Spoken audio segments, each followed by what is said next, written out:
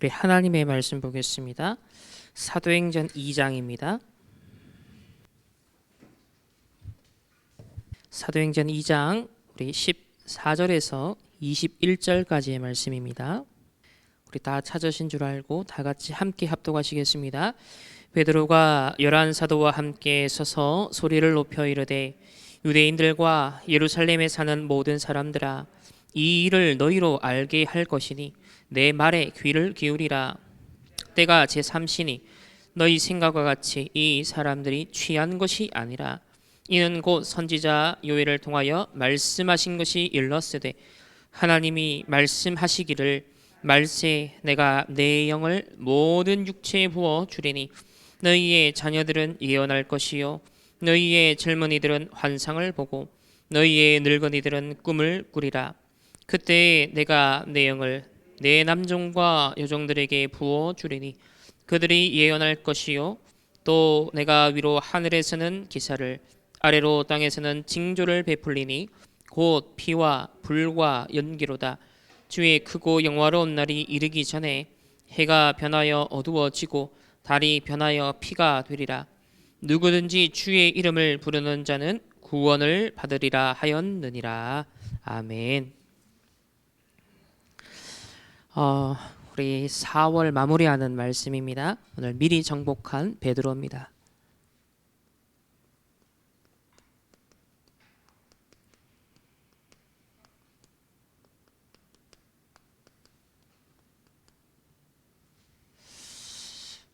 우리 미리 보기부터 시작해서 지금 미리 정복까지 왔는데요. 가장 길게 이 미리 정복이라는 주제 아래 성경을 지금 계속 확인을 하고 있습니다. 그만큼 저와 여러분에게 하나님이 원하시는 것이 무엇인가 미리 보기를 원하시는 게 있기 때문이겠죠. 그래서 오늘도 베드로를 통하여서 과연 무엇을 미리 보고 미리 정복하기를 원하시는지 함께 확인을 해야겠습니다. 우리 지난주에는 미리 정복한 우리 마가다락방 현장에 대한 말씀 받았습니다. 참 제자의 정체성이 무엇인지, 하나님께서 저와 여러분을 이 시대 절대 제자로 참된 제자로 구별하여 부르셨는데, 예수님이 제자들을 부르셔서 훈련시키는 과정을 보면 첫 번째로 시켜주셨던 내용이 뭐였습니까? 진짜 복과 가짜 복이 무엇인지를 분별할 수 있는 눈을 열어주셨습니다.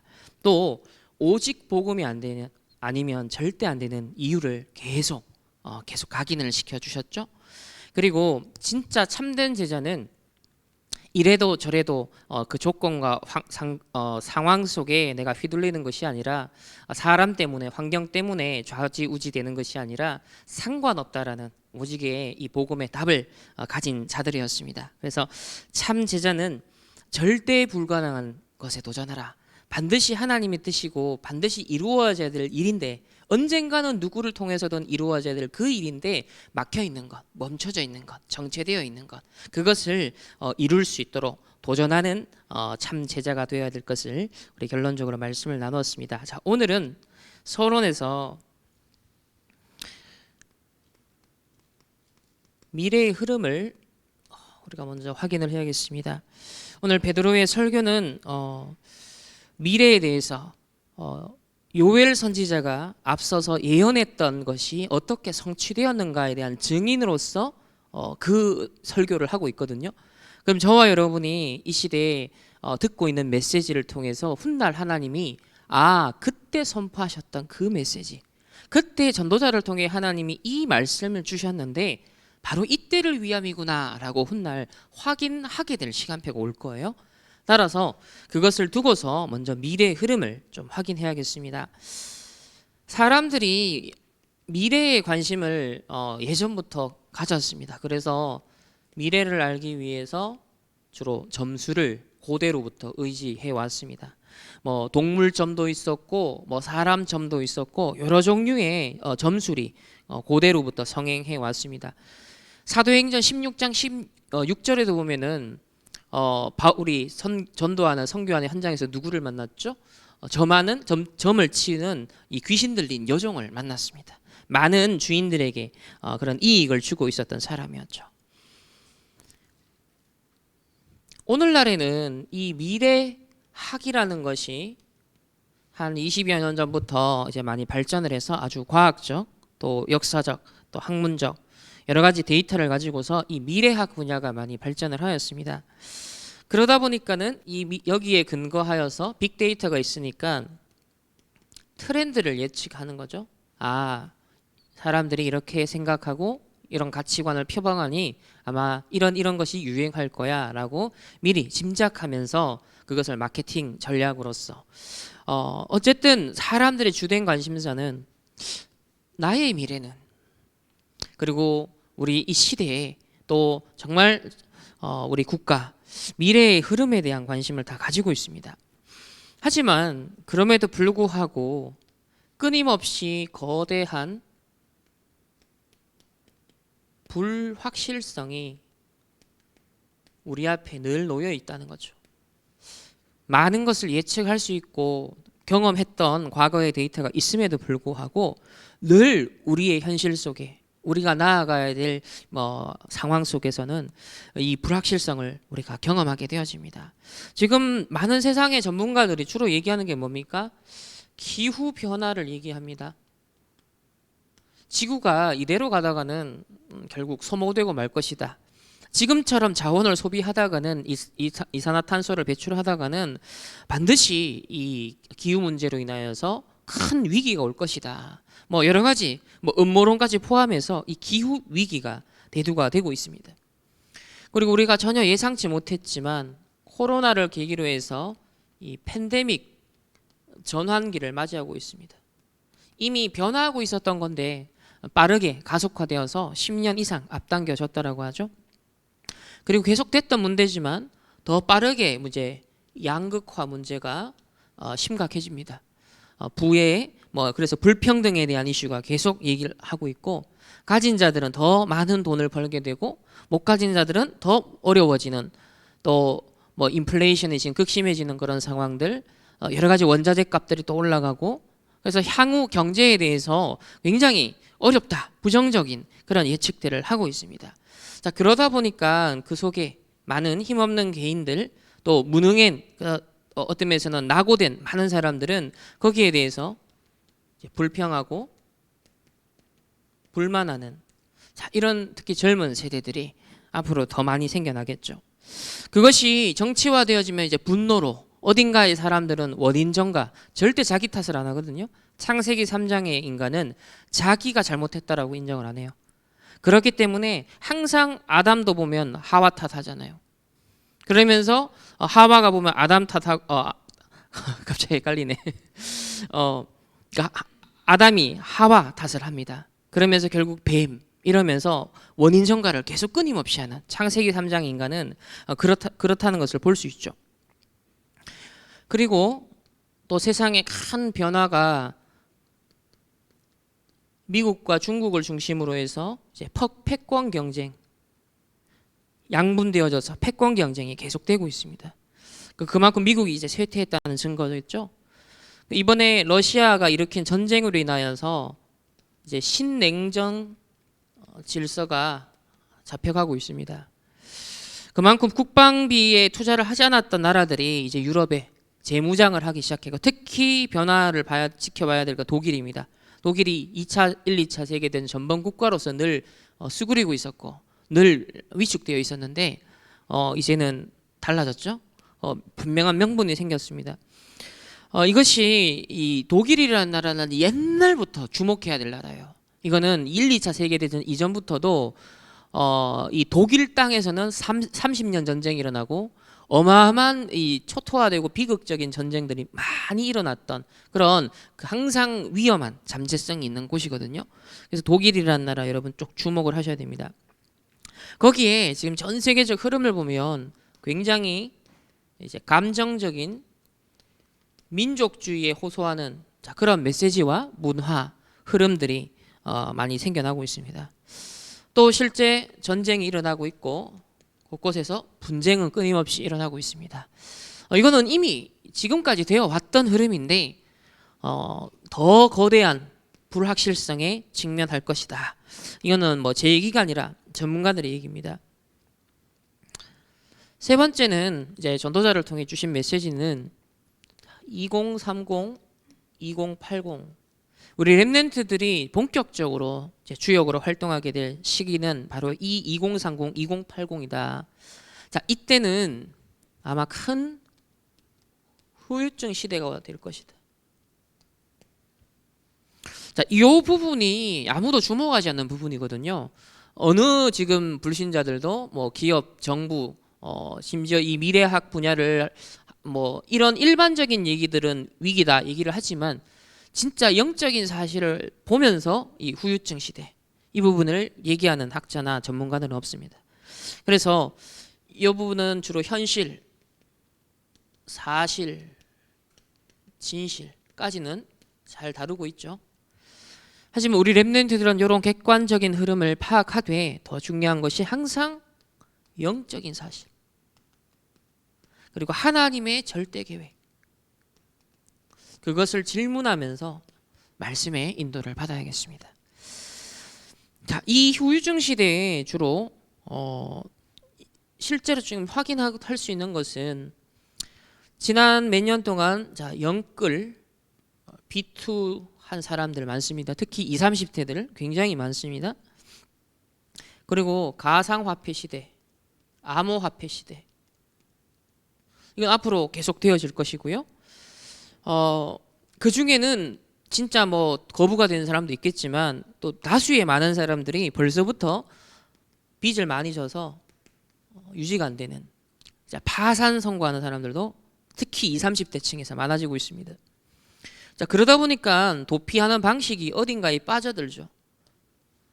그게 무엇이 되었든 이제 중독에 빠져드는 겁니다. 이게 경제의 후유증으로 볼 수 있겠습니다. 전도자께서 이제 경제 후유증이 올 것이다 앞으로.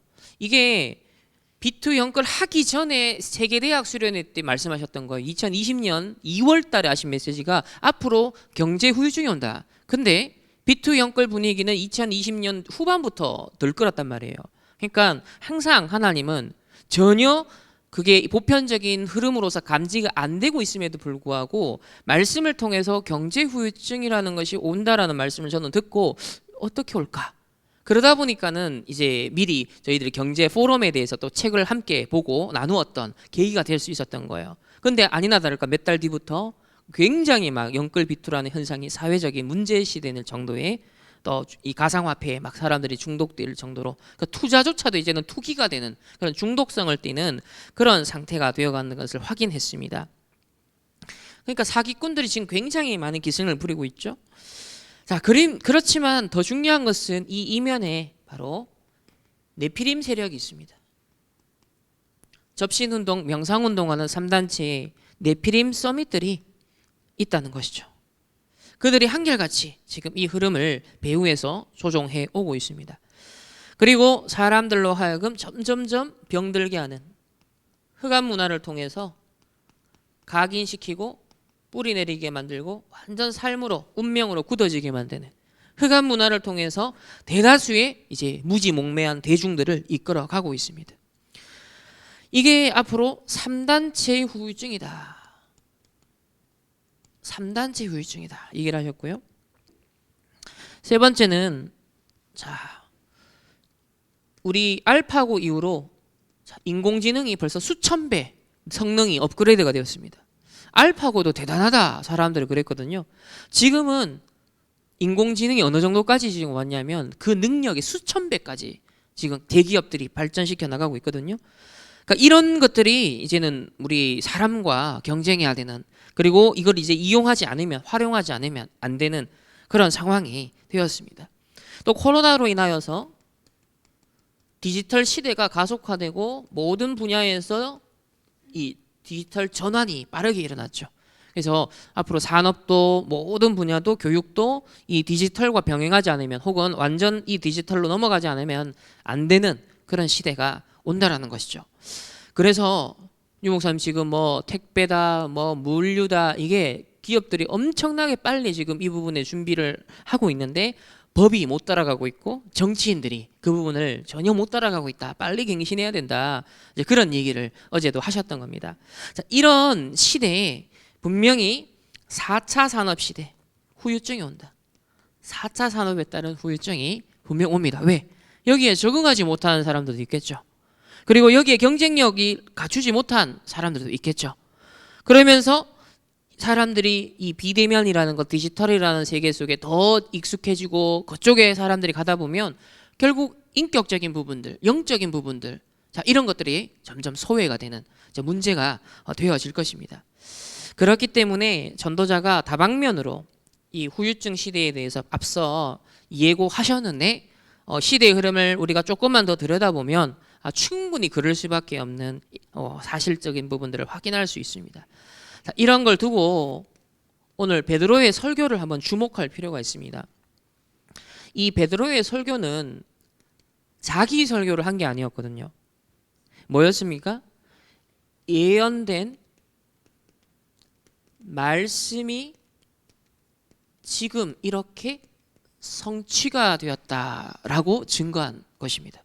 그럼 저와 여러분이 지금 말씀을 정리할 필요가 뭐냐면 훗날 증거가 될 거거든요. 지금 듣는 메시지들이 훗날 기념비가 되고 증거가 되는 말씀. 그때 전도자가 이렇게 말씀했지. 그때 우리 강단에서 이런 말씀을 주셨지. 그런데 진짜 그렇구나. 그때 답을 줘야 되는 거예요. 선포되었던 말씀에 근거해서. 베드로가 바로 그 지금 설교를 하고 있는 것이죠. 첫 번째는 성령 충만 속에서 이 예언한 것입니다. 저와 여러분이 주목해야 될 부분이죠. 성령 충만. 하나님의 영에 감동된 자를 통해서 한 시대 전도자와 목회자들을 하나님 세우셔서 말씀을 미리 주십니다. 요엘 선지자를 하나님이 세워서 미리 말씀을 주셨습니다. 그래서 오늘 읽은 우리 2장 14절 16절에 보면요, 모든 사람들아 그럽니다. 사람들이 이 마가다락방에 성령 충만 일어나고 막 방언하고 막 이러니까 요동이 일어나니까 술 취했나? 왜 사람들이 왜 저러지? 이렇게 막 소문이 이렇게 퍼지는 거예요.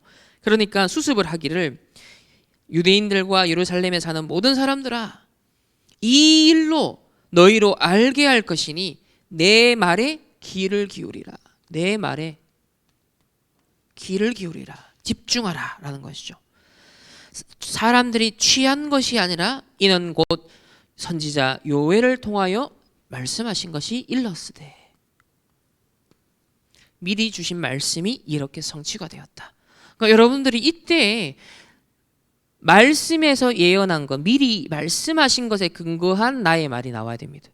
이것과 전혀 상관없이 내 말을 하면 내 생각이 되죠. 그중 아무 소용이 없습니다. 그래서 베드로는 이 요엘 선지자를 통해 하나님이 미리 주셨단 말씀을 기억하고 있었고, 그 말씀이 지금 바로 이 장소에서 이 시간표에 성취가 되었다는 것을 인지를 하고 있는 것이 굉장히 중요한 거예요. 그래서 전도자가 계속 미래에 대한 말씀하시는 거예요. 말씀을 정리하고 묵상하고 따라가면 정확한 말씀 속에 미래를 알게 된다. 하나님이 정확하게 하나하나 밝혀주신다. 그 말씀 따라가라. 그 얘기를 계속 하시는 겁니다. 왜? 앞으로 이 시대를 대비할 증인으로, 전도자로 준비하라는 거죠. 두 번째는 주 내용이 뭐였습니까? 다 미래에 관한 설교였습니다. 17절 18절을 보면 하나님이 말씀하시기를, 여기도 보세요. 베드로가 자기 설교를 내 생각에는 이러지 않았어요. 하나님이 말씀하시기를. 여러분들도 항상 앞세워야 됩니다. 이번 주 하나님이 무슨 강단 말씀을 주셨지? 이번 주 렘넌트 예배 때 하나님 무슨 말씀 주셨지? 그 판단, 그 인식 속에 여러분이 월, 화, 수, 목, 금 모든 순간, 모든 만남, 모든 상황을 해석해야 됩니다. 그거를 놓치면 내 생각대로 갑니다. 내 경험대로 갑니다. 내 감정대로 흘러가 버려요. 그 순간부터 벌써 실수 아니에요. 하나님 말씀에 근거해서 하는 사고방식을 발전시켜야 됩니다. 하나님이 그래서 주일날 정리를 하셔야 돼요. 충분히 일주일 동안 현장에서 달려가면서도 그 말씀을 떠올릴 수 있는, 그 말씀에 근거해서 해석하고 적용할 수 있는, 그래서 하나님 말씀하시기를. 뭐라고 합니까? 말세. 자, 어디에 대한 말세? 우리는 더 해당되죠. 말세 지말 쪽으로 가니까요. 말세에 내가 내 영을 모든 육체에 부여주리니 내 영을 자녀들은 예언할 것이요. 젊은이들은 환상을 보고 늙은이들은 꿈을 꾸리라. 뭡니까? 하나님의 예언된 약속된 정확한 언약의 말씀으로 커버넌트, 그것이 CVDIP 된다는 겁니다. 정확한 언약의 말씀을 붙잡고 CVDIP, 이 여정을 가는 증인들을 이 말세 시대에, 말세 지말이 이르면 이를수록 하나님께서 부르신다는 것이죠. 18절에도 내 영을 내 남종과 여종들에게 부어주리니 그들이 예언할 것이다. 공통된 것은 미래에 관한 메시지를 줄 것이다 그랬습니다. 그럼 이 시대에 지금 성령 충만, 하나님의 영에 감동된 우리는 한 영적 지도자를 만났고요. 그리고 우리 충만교회 영적 지도자가 있고 우리가 강단을 통해 하나님이 말씀을 주고 계십니다. 우린 그 말씀을 따라가는데 한결같이 미래에 대한 답을 주고 계시죠. 세 번째는 그 중에서도 핵심이 결국 구원에 관한 설교를 합니다. 이런저런 미래, 자, 상황, 어려움, 후유증 온다. 위기가 온다. 재난이 온다. 전쟁도 일어난다. 그러나 두려워하지 마라. 방황하지 마라. 그걸 통하여서도 하나님 뭐다? 구속 사역을 이루십니다. 하나님은 모든 것을 합력하여서 세계복음화를 이루어 가시거든요. 구원의 사역을 펼쳐갈 거니까 너희들이 주목해야 될 주된 관심은 뭐다? 하나님의 절대 계획이 뭐다? 구속 사역. 하나님의 구원 사역이 어떻게 237 5천 종족에 펼쳐지는가, 그거를 주목하라는 것이죠. 그래서 사도행전 2장 21절에 누구든지 바로 이런저런 난리의 소문이 끊이지 않고 소문, 이런저런 시대의 위기가 온다. 자, 그럼에도 불구하고 주의 이름을 부르는 자는 구원을 받으리라 라고 말씀합니다. 그래서 우리가 이 시대의 문제의 흐름을 보고 거기에 대해서 결국은 우리 지금 구원의 길 메시지 나오잖아요. 그거 지금 주고 계시는 거예요. 우리 기초 메시지, 지금 초창기 메시지를 화요 집회 그리고 세가족 수련회 이 두 군데를 통하여서 복음 편지와 그다음에 구원의 길, 이 두 가지 메시지가 선포되기 시작했죠. 그래서 기초적인 우리 초창기 하셨던 모든 메시지를 다시 전달하십니다. 이게 뭐다? 총알입니다. 총알. 어느 시대를 대비하여, 이 시대를 대비하여 구원의 메시지를 아주 전문성 있게 이 시대 흐름에 맞게 정확하게 영적 작품으로 전달하라는 거죠. 그래서 지난주에 렘넌트들에게 영적인 이 부분들을 사람들이 알 수 있게 만드는 영적인 작품화를 하라, 사실화를 하라. 그 전주에는 산업화를 하라, 그 얘기를 하신 겁니다. 영적인. 그래서 이런 시대를 우리는 지금 대비해서 준비되고 있는 사람들입니다. 두 번째는 베드로가 이렇게 미래를 딱 보고 난 다음에 첫 번째 간 현장에서 만난 사람이 누굽니까? 미문 앞에 있는 안전뱅이였습니다.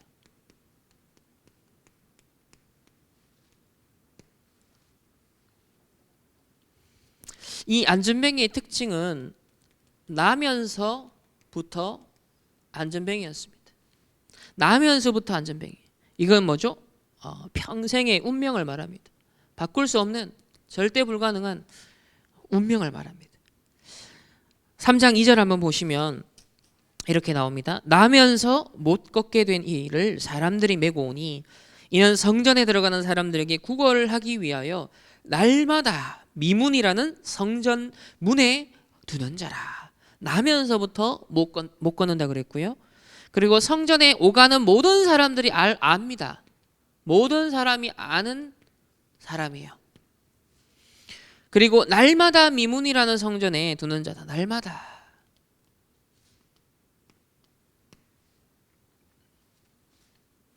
그래서 베드로와 이 요한이 이제 성령의 충만함을 받고 미래에 대한 딱 설교를 확인한 거예요. 아, 말씀 성취를 확인한 거죠.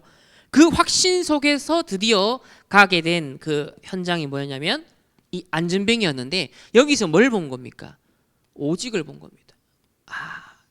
남에서부터라는 말은 운명, 절대 해결할 수 없는, 오직 그리스도 복음이 아니면 절대 해결할 수 없는 그 사람의 오직을 본 겁니다. 저와 여러분이 뭘 봐야 된다? 현장을 보고 사람을 볼 때 오직을 봐야 됩니다. 이 사람에게 다 있어도 오직이 없는 부분이 있거든요. 그리스도가 아니면 절대로 안 되는 그 오직을 볼 수 있어야 돼요. 현실과 사실과 진실을 보면 사람들이 다 포장이 되어 있거든요. 근데 영적 사실과 하나님 절대 계획을 가지고서 오직을 봐야 돼요. 이 사람이 영적으로 죽어가고 있구나. 이 사람이 공허하구나. 그러니까 저리 헤매는 거구나. 흑암운동 공허에 사로잡혀 있구나. 그 부분에 필요한 빛을 쫙 비추는 오직을 봐야 됩니다. 그러니까 속지 말아야 되죠. 두 번째는 이 병은 누구도 고치지 못하는 병입니다. 누구도 고치지 못하는 병입니다. 세상 방법으로는 해결할 수 없는 근본 문제가 있습니다. 우리 창세기 3장 하나님 떠난 사건으로부터 절대로 인간 스스로 해결할 수 없는 근본 문제가 있습니다. 그렇기 때문에 여기서는 이제 nobody, 저와 여러분을 그 누구도 고치지 못하고 세상 방법으로 해결할 수 없는 이 근본 문제를 해결하는 답을 주는 nobody로 하나님 우리를 부르셨어요. 이거는 유일성을 보는 것이다. 당시 우리 바리새인들이나 지난주 말씀 나눴던 사두개인들, 부활 논쟁이 있었잖아요. 또 대제사장들, 돈으로 매수해서 부활을 소식을 가리려고 했습니다. 또 열심당원들은 이제 테러 일으켜서 민족주의자들이 테러를 일으켜서 결국 로마가 침략해 들어오는 빌미를 제공한 사람들인데요. 그 로마의 권력자들도 사실은 이 근본 문제를 알지 못했고 해결할 수 없었습니다. 종교인도, 그 당시의 신학자들도, 목회자들도, 그 당시의 권력자들도 해결하지 못하는 이 근본 문제를 해결하는, 이게 저와 여러분의 이 시대의 유일성이 되는 거예요. 다 가지고도 해결하지 못하는 거예요. 앞으로 시대적인 후유증이 오면 대량 그런 많은 사람들이 생겨날 텐데 명상하는 단체에서도 해결하지 못합니다. 3단체에서도 해결하지 못합니다. 오직 복음을 가진 이 오직을 본 자만이 유일성의 응답의 증인으로서 심부름을 할 수 있게 되는 것이죠. 그래서 사람들이 나를 누구라 하느냐라고 예수님이 딱 질문했을 때 세례 요한 같다, 예레미야 같다, 또 엘리야 같다, 선지자 중에 하나인 것 같다. 그것으로는 이 문제를 해결하지 못합니다. 근데 베드로가 뭘 고백합니까? 주는 그리스도시요 살아계신 하나님의 아들이십니다. 이 유일성을 딱 베드로는 갖고 있었습니다. 세 번째는 4절에 보면, 3장 4절에 보면 베드로가 요한과 더불어 주목하여 이르되 우리를 보라. 더불어 주목하고 그리고 우리를 보라. 이 베드로와 요한이 오직 유일성 또 재창조의 사실은 비밀이 통한 사람들인데요. 그들이 예수 그리스도의 이름으로 일어나 걸어라 그랬습니다. 이것은 바로 재창조의 역사죠. 그리고 이것이 오직 유일성 재창조의 비밀이 통하는 한 팀의 응답을 받은 것입니다. 앞으로 기도해야 되겠죠. 우리 충만교회 하나님, 정말 이 후유증 시대를 미리 보고 말씀의 정확한 확신 속에서 미문의 앞에 앉은 안전뱅이 같은 영적 상태에 있는 사람들을 일으킬 수 있는, 치유할 수 있는, 그 답을 줄 수 있는 오직 유일성 재창조의 답을 가진 한 팀으로 우리 교회가 일어나게 하옵소서. 한 팀이 우리 교회 안에서, 하나님 우리 성도들 안에서 구성이 되게 하여 주시옵소서. 여러분이 현장에서도 이 한 팀의 응답이 일어날 수 있도록 지금부터 언약 잡고 단을 쌓아가시는 겁니다. 그럼 때가 되면 우리가 로컬 파라 정확하게 응답을 받게 될 것입니다. 그래서 6절에 보면요, 이걸 우리가 고백해야 돼요.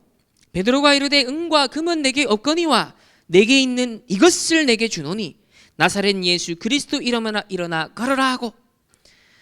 은과 금이 있으면 해결이 되는 게 많아요. 근데 베드로는 은과 금은 내게 없다. 저와 여러분이 뭐 어마어마한 경제력을 갖춰서 어마어마한 성공과 업적을 이루어서, 물론 빌 게이츠 같은 중직자가 있으면 또 거기에 세계복음화를 할 수 있겠죠. 그런데 베드로는 그게 없었어요. 근데 여기 보면 뭐냐면 내게 있는 것에 대한 확신이 있었다는 거예요. 저와 여러분이 일단 물론 베드로는 사도니까 그럴 수 있죠. 자, 산업인이 앞으로 큰 경제적인 응답과 또 헌신을 할 수 있겠지만, 근데 그것보다 더 중요한 것이 있습니다. 선행되어야 될 게 있습니다. 이미 내가 가진 것에 대한 확신입니다. 그리스도를 통해서 내가 다 이루었다라는 것에 포함된 것에 대한 확신.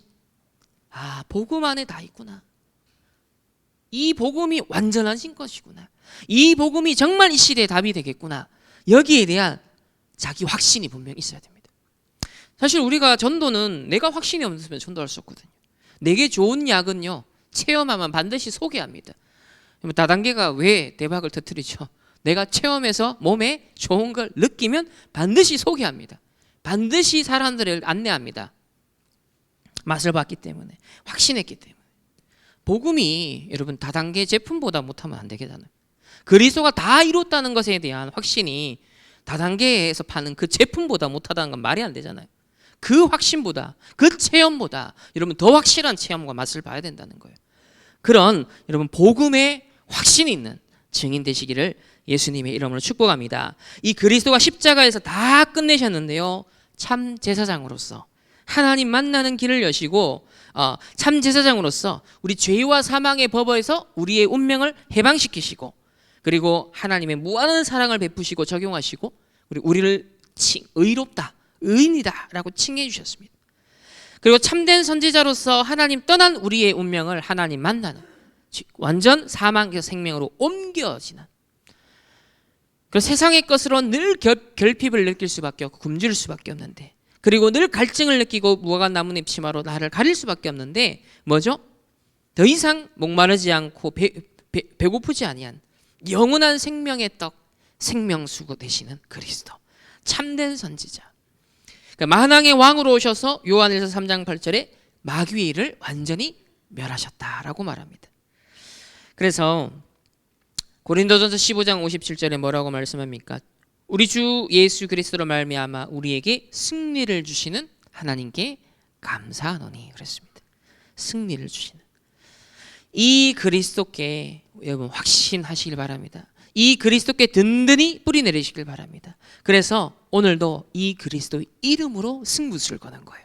여러분의 산업도 만남도 학업도 미래에 대한 것도 무엇으로 승부수를 걸어야 되죠? 하늘과 땅에 모든 권세가 담겨있는 그 이름으로 승부하는 겁니다. 보호자의 축복이 이미 우리 예비되어 있다 그랬잖아요. 그걸 끌어다 쓸 수 있는 이제는 우린 신분 권세 얻었다 그랬잖아요. 무엇을 매개체로? 그리스도의 이름을 매개체로. 베드로는 그리고 요한은 여기에 대한 확신이 있었던 것이죠. 세 번째는 이 확신 속에 이 복음을 증거한 베드로가 평생 뭐 100살까지 200살까지 사는 게 아니잖아요. 베드로도 뭘 남기냐면 편지를 남깁니다. 베드로전서, 베드로후서. 이게 뭐냐면 영적인 작품입니다. 결국 나는 갑니다. 우리는 갑니다. 하지만 영적인 유산, 영적인 작품은 남습니다. 여러분의 신앙 고백은 남습니다. 그게 기록으로 남아있다면 가시적으로 우리 후대들에게 발판이 될 수 있게 하겠죠. 영적 작품. 자, 이 베드로가 남긴 편지는요, 한마디로 말하면 제일 중요한 메시지가 뭐냐면 베드로전서 2장 9절입니다. 여기에 그리스도 삼중직의 대사의 언약이 다 들어가 있잖아요. 자, 베드로전서 2장 9절 한번 찾아봅시다.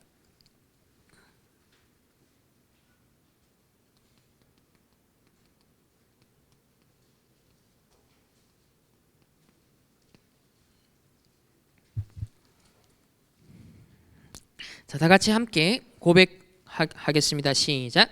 그러나 너희는 택하신 족속이요 왕같은 제사장들이요 거룩한 나라요 그의 소유가 된 백성이니 이는 너희를 어두운 데서 불러내어 그의 기이한 빛에 들어가게 하시니에 아름다운 덕을 선포하게 하려 하심이라. 아멘.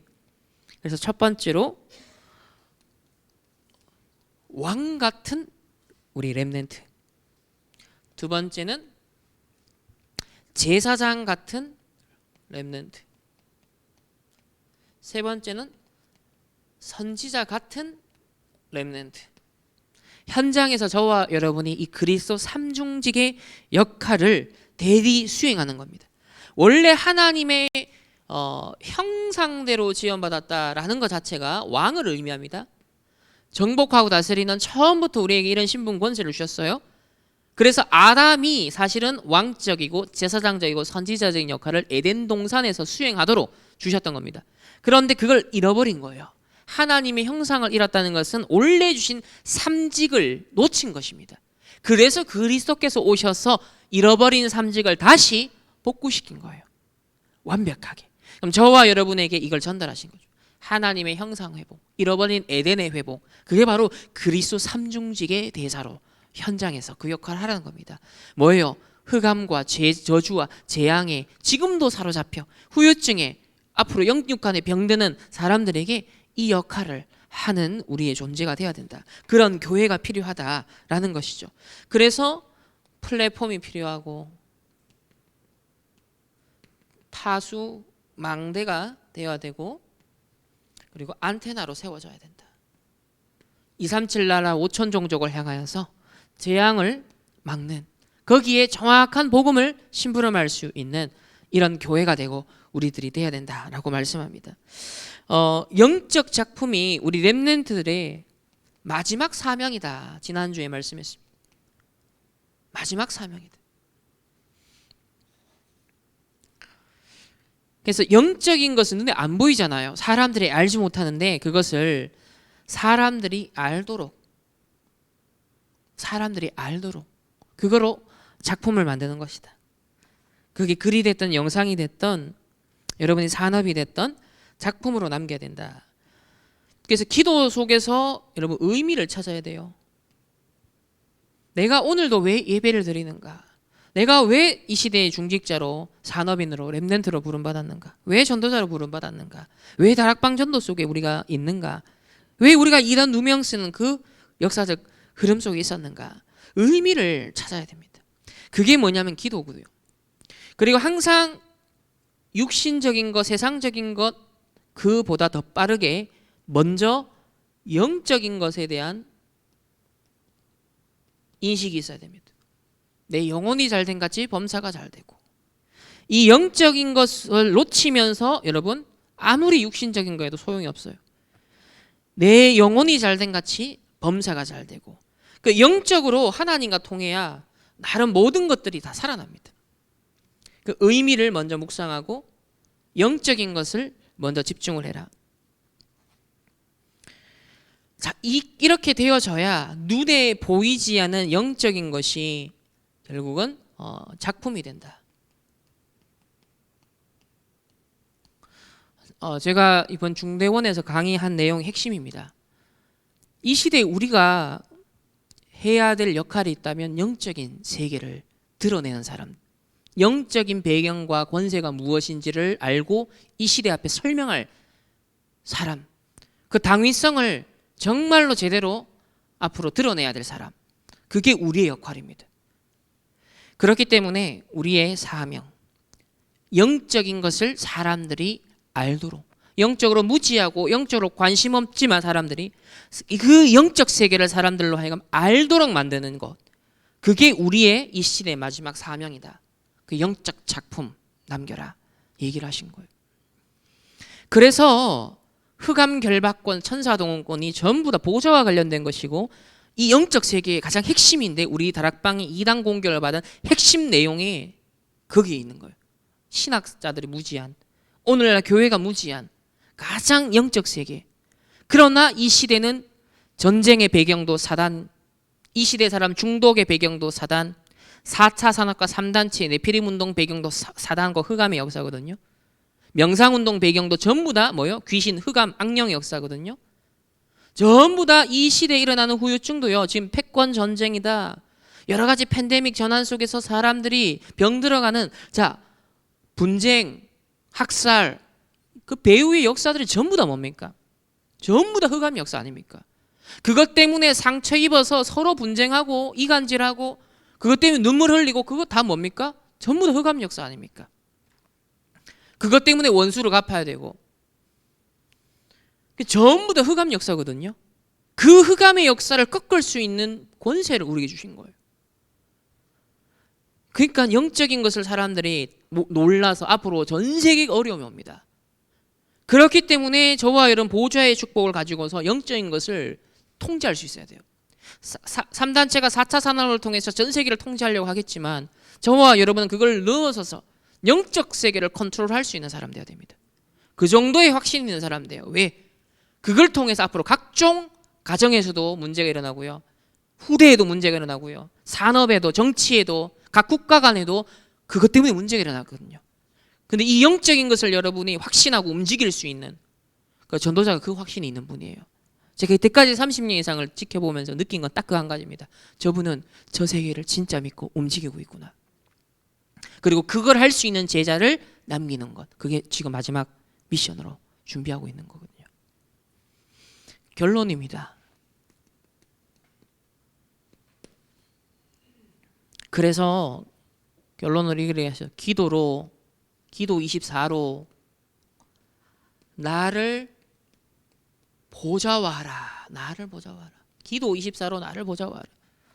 제가 지난 2주간 2차 세계대전의 그 기록 영상물들을 많이 봤는데요. 그 당시에 독일이 유럽 전역을 지배하고요. 해안선을 경계로 해서 어마어마하게 참호를 파고 그 다음에 방어할 수 있도록 어마무시한 대포들을 준비한 거예요. 뭐냐? 완전 요새화한 겁니다. 모든 해안을요 요새화한 거예요. 철저하게.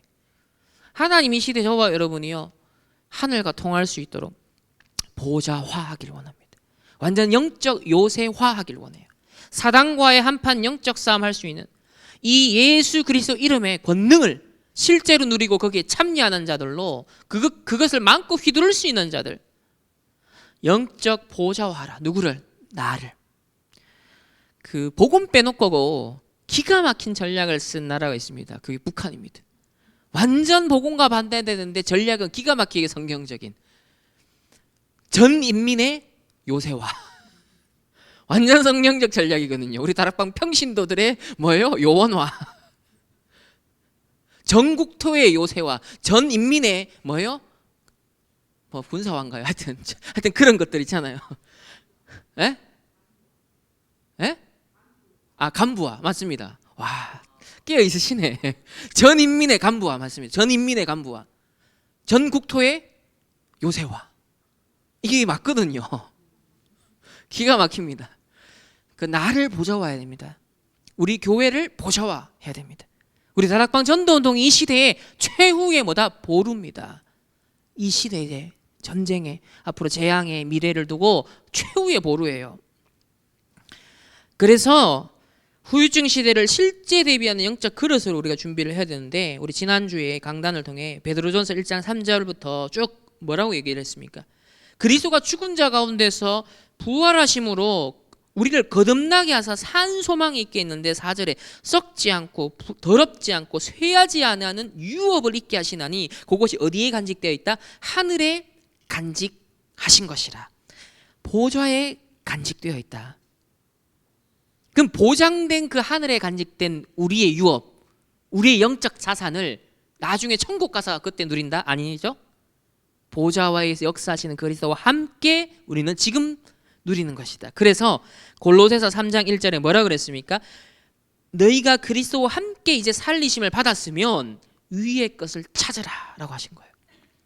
위의 것을 찾으라. 거기는 그리스도께서 하나님 우편한 자 계시느라, 하나님 우편한 자 계시다. 위의 것을 찾으라. 보좌에 있는 그것을 찾아라. 2절에는 위의 것을 생각하라. 땅의 것을 생각하지 마라. 빌립보서 3장 12절에 오직 내가 그리스도 예수께 잡힌바된 그것을, 보좌의 왕노로 타고 있는 그 그리스도께 내가 잡힌바된 것을 향해 간다. 그 말은 뭐예요? 그 영적 욕심이 대단한 사람이야. 맞잖아요. 그때 예수님이 지상에 머무실 때 베드로가 그 제자들이 뭐라고 했냐면, 나는 좌의정 우의정 한 자리, 예수님 내가 예수님 옆에서 한 자리 하게 해달라, 그 요구를 했단 말이에요. 요청을 했단 말이에요. 아직까지 영적인 눈을 못 떴을 때잖아요. 그러니까 예수님 옆에 측근이 되면 권력이, 영향력이 막강할 거다, 많은 걸 내가 이제 누릴 수 있다 계산을 한 거죠. 이 보면 이 바울은 그런 육신적인 게 아니라 하늘 보좌 전 우주 만국을 다스리시는 그 왕권을 휘두르시는 그리스도께 내가 잡힌 바 된다. 그 완전 밀착된다는 거잖아요. 가장 최측근이 되겠다. 그러니까 보좌의 축복에 대한 욕심이 이 바울은 제일 컸다는 겁니다. 가치를 본 거죠. 그러니까 오직 내가, 빌립보서 3장 12절, 오직 내가 그리스도 예수께 잡힌 바 된 것을 향하여 간다 그랬고, 14절에는 표대를 향하여 그리스도 예수 안에서 하나님이 위에서 부르신 부름의 상을 위하여 내가 이 땅에서는 달려간다. 이 땅에서는 가장 내 생각은 저 보좌를 향하고 있지만 이 땅에서는 그걸 위하여 내가 달려간다. 그러니까 잡힌 바 된 것, 위에서 부르신 부름의 상, 이 표현이 이제 비로소 제가 이게 보좌에 이미 보장되어 있는 걸 바울은 봤구나. 그리고 거기에 대한, 그러니까 수준이 다른 거예요. 이 땅에 현실, 사실, 진실 차원에서 좀 더 가지고 좀 더 이루고 하는 아웅다웅하는 수준이 아니라 전 우주를 다스리시는, 전 지구를 다스리는, 전 역사를 다스리시는 만왕의 왕 되신 그 그리스도로부터 오는 것들을 자기는 내 것으로 딱 삼한다고 합니다. 나를 보좌화하라. 자, 그 원리를 어제 조금 자세히 얘기를 하셨어요. 첫 번째로 1만 시간의 법칙. 옛날에 나온 책인데 저도 조금 봤는데요. 인간의 원리가 그래요.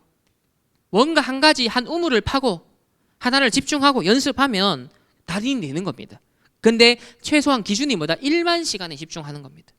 그러면 뇌가 어떻게 된다? 거기에 완전 탁월해진다는 거예요. 한 게임을 1만 시간 해보면 어떻게 되겠죠? 세계 아마 1위 할 수 있지 않겠습니까? 딱 똑같은 거예요. 1만 시간의 법칙. 그래서 한 주제나 대상을 1만 시간을 집중하면 반드시 뚫리게 되어 있는데, 어제 하나님이 인간을 그렇게 창조했다. 그래서 절대 불가능한 것에 도전하라. 절대 불가능한 것에, 반드시 되어야 하나님 뜻인데 막혀있는 것, 그게 하나님 뜻이기 때문에 도전해야 되는 거예요. 어떤 원리? 1만 시간의 법칙. 집중하는 겁니다. 그렇게 되면 뭐가 임합니까? 보좌에 예비되어 있는 능력, 파워, 달란트, 미션 다 나에게 오는 거예요. 보좌의 그 유업 속에 뭐가 포함되어 있다? 능력, 달란트, 미션. 그게 나에게 드디어 복구가 되는 것입니다. 두 번째는, 그래서 예수님도 마지막으로 제자들에게 40일 동안 딴 거 안 하고 오로지 이것만 집중했습니다. 마가다락방에 내려와서도 다른 거 안 하고 이것만 열흘 동안 집중했습니다. 40일 열흘. 그리고 난 다음에 드디어 사도행전 2장 42절에 사도의 가르침을 받아 서로 교제하고 떡을 떼며 오로지 기도에 힘쓰는, 사도의 가르침 뭡니까? 예배 그리고 기도. 집중했습니다. 46절에 날마다 마음을 같이하여 성전에 모이고 집에서, 성전에서 집에서는 날마다, 이렇게 발전된 거죠. 그러니까 1만 시간의 법칙이 실제로 40일, 10일, 그 다음에 이제 매일 날마다 계속 집중한 겁니다. 그러니까 바울의 선교가도 항상 그 집중을 놓치지 않았습니다. 장면마다 이게 적용되는 거죠. 나를 보좌화해 나가는 것입니다. 세 번째는 이렇게 되니까 드디어 24법칙이 적용됩니다. 24법칙. 어느 분야든지 화가는요, 뭘 보든지 자기가 그리는 그림의 주제를 갖고 모든 사물을 봅니다. 뭘 봐도. 진짜 뮤지션은 우리랑 달라요. 시인은 우리랑 다릅니다. 꽃을 하나 봐도 해석하는 인식이 우리랑 다릅니다. 그게 진짜 뮤지션이고 그게 진짜 시인인 것처럼 뭐냐? 24의 비밀을 가진 사람 다르다는 거죠. 여러분이 진짜 산업인, 내가 렘넌트로서 내가 24 진짜 해야 될 게 뭐냐는 거예요. 내가 중직자로서 24 해야 될 언약이 뭐냐는 거예요. 그러면 뭘 봐도, 뭘 경험해도, 뭘 해도 다르겠죠. 24. 이분 게임 24 되는 사람 특징이 뭐예요? 24시간 되도록 게임만 하는 건 아니거든요. 근데 늘 생각은, 마음은 거기가 있는 거예요. 그죠? 내 뇌는 거기에 집착되어 있는 겁니다. 만약에 알코올 중독 뭡니까? 24 술만 마시는 건 아니에요. 그런데 기회만 나면 내가 어떻게 하면 한잔 할까? 누구를 만나면 한잔 할까? 24. 레이더망이 그쪽으로 가 있는 거예요. 마약 24는 중독자가 24시간 마약 넣는 거 아니고 죽죠 그러면. 근데 뭐예요? 돈만 생기면 도박, 마약 똑같습니다. 그러니까 늘 초점이, 안테나가 그쪽으로 가 있는 거예요. 기회만 생기면. 그게 24라는 거예요. 우리는 뭐가 24 됩니까? 기도 24. 주신 언약 24. 미래에 대해 알리신 거, 이렇게 성취가 되었다라고 베드로가 말할 수 있었던 것은 거기에 대한 말씀 24가 되고 있었기 때문에.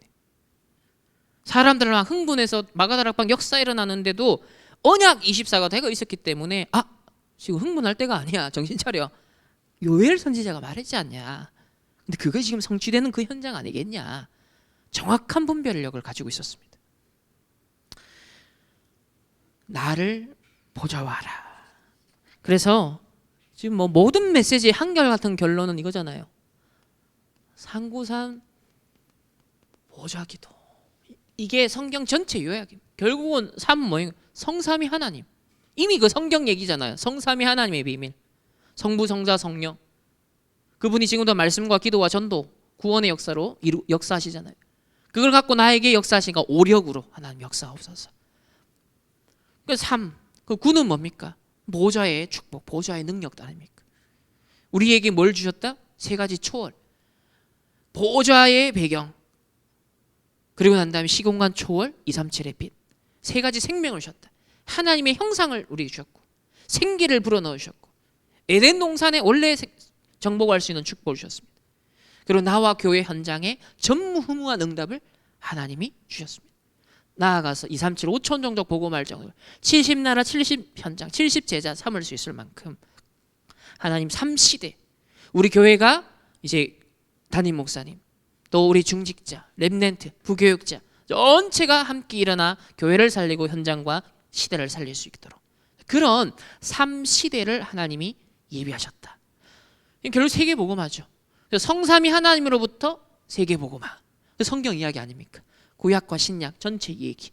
그리고 9가지 그거는 우리에게 주신 신분과 권세, 축복. 그러니까 이게 기가 막히게 신학적으로든 성경적으로든 다 요약하고 있는 내용이 요 안에 다 들어가 있는 거예요. 그래서 393 보좌의 기도, 요곳에 24 해서 나를 보좌화하는 그런 응답을 누리시는 이번 한 주간 되시기를 예수님의 이름으로 축복합니다. 하나님 감사합니다. 미리 정복한 베드로가 요엘 선지자를 통해 하나님이 미리 알리신 예언의 말씀이 바로 이때 이렇게 성취되었음을 증거하였습니다. 이제 그 미래에 대한 답을 얻고 하나님의 말씀 성취를 확인하며 안전뱅이를 예수 그리스도 이름으로 하나님 일으켜 세웠습니다. 정말 우리도 오직 유일성 재창조의 복음의 답을 가진 자 되게 하시고 나를 보좌화하는 24 기도의 비밀 가진 자들 될 수 있도록 하나님 인도하여 주옵소서. 감사드리며 살아계신 예수 그리스도 이름으로 기도합니다. 아멘. 하나님 앞에 귀한 믿음의 예물을 드렸습니다. 오로지 나와 물질과 성공만을 위해서 열심히 달려가지만 영적인 사실, 영적인 문제, 영적 후유증을 알지 못하여서 어느 날 재앙과 위기에 봉착할 수밖에 없는 하나님 이 시대에 정말 우리에게 먼저 복음을 알게 하시고 영적 눈을 열게 하셨사오니 하나님 이 시대에 정말 재앙을 막고 시대의 후유증을 대비할 수 있는 참된 빛의 경제의 주역들로 하나님 축복하여 주옵소서. 이 믿음에 드린 예물을 통하여 하나님이 영광받아 주옵시고 흑암의 나라를 깨뜨리고 하나님의 나라를 이루는 데 귀하게 쓰임받는 하나님 빛의 경제로 축복하여 주옵소서.